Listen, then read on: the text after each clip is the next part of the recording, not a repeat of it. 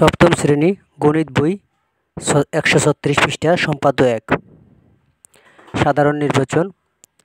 ত্রিভুজের ৩টি বাহুর দৈর্ঘ্য দেওয়া আছে, ত্রিভুজটি আঁকতে হবে। বিশেষ নির্বাচন। মনে করি একটি ত্রিভুজের 3টি বাহুর দৈর্ঘ্য যথাক্রমে এ, বি ও সি দেওয়া আছে, ত্রিভুজটি আঁকতে হবে। অঙ্কনের ধাপ। যে কোনো রশ্মি বিই নেই, বিই থেকে এর সমান করে বিসি অংশ কাটি।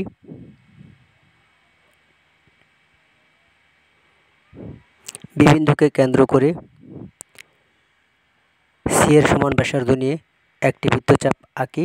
সি বিন্দুকে কেন্দ্র করে এর সমান ব্যাসার্ধ নিয়ে আরেকটি বৃত্তচাপ আঁকি। A B O A C যোগ করি, তাহলে এ বি সি নির্ণয় ত্রিভুজ।